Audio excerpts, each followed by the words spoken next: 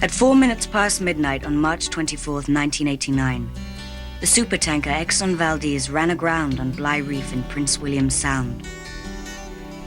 In a little over 4 hours, 11 million gallons of unrefined crude oil leaked from its ruptured hulls into the pristine waters.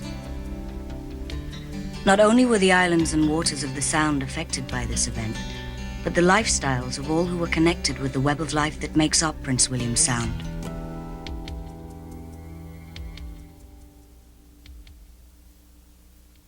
It was early in the springtime. No fish yet. No snails yet. But the signs were with us. The green was starting. The excitement of the season had just begun. And then we heard the news. Oil in the water. Lots of oil. Killing lots of water. It is too shocking to understand. Never in the millennium of our tradition have we thought it possible for the water to die, but it is true. We walk our beaches, but the snails and the barnacles are falling off the rocks, dead. Dead water. We caught our first fish, the annual first fish, but it got sent to the state to be tested for oil. No first fish this year. We walk our beaches, but instead of gathering life, we gather death. Dead birds, dead otters, dead seaweed, dead water.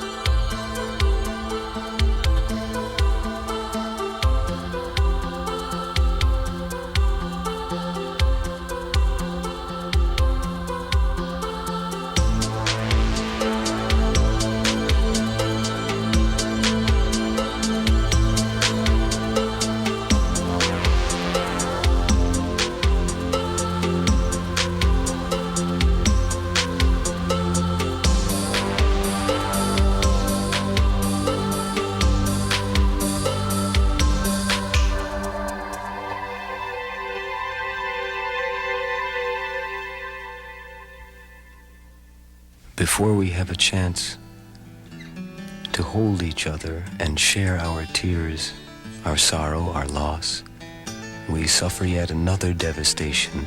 We are invaded by the oil company, offering jobs, high pay, lots of money. The oil companies lied about preventing the spill.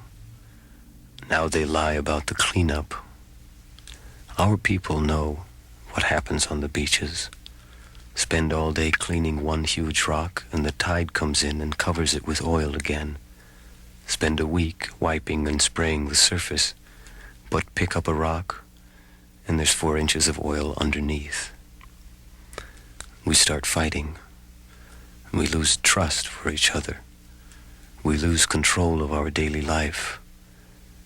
Everybody is pushing everyone. We native people aren't used to being bossed around. We don't like it. But now our own people are pointing fingers at us. We are not working like a team. We lose control of our village. Our people know the water and the beaches, but they get told what to do by ignorant people who should be asking, not telling. We fight a rich and powerful giant, the oil industry, while at the same time we are taking orders and a paycheck from it. We are torn in half.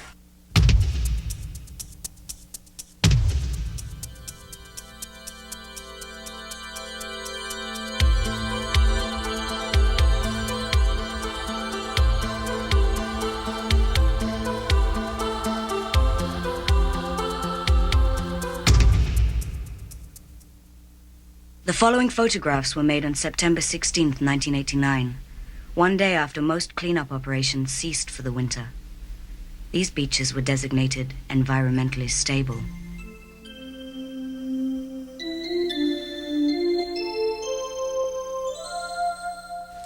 Will you teach your children what we have taught our children? That the earth is our mother. What befalls the earth befalls all the sons of the earth. This we know.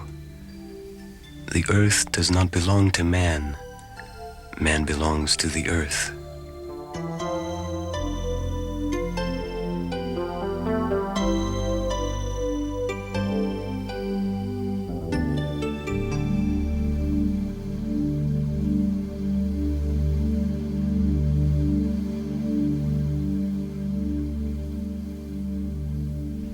This is Smith Island, sprayed for weeks with boiling water, bathed with dispersants like Corexit.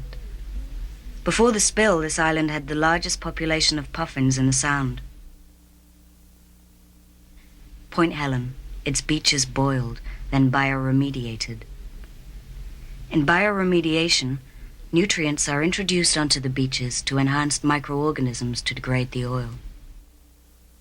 Then there's the garbage, over 100 tons. Floating cities that were constructed to shelter and supply over 12,000 workers are dismantled, and the Sound is left to the approaching winter.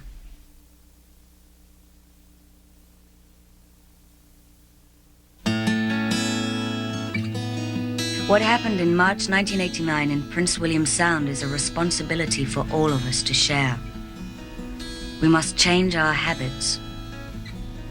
I think of what I've seen every time I start my car. We must be conscious of every mile we drive, of every plastic container we throw away.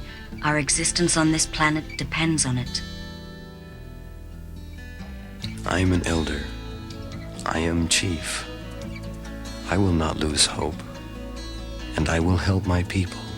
We have never lived through this kind of death, but we have lived through lots of other kinds of death. The water is dead, but we are alive. And where there is life, there is hope.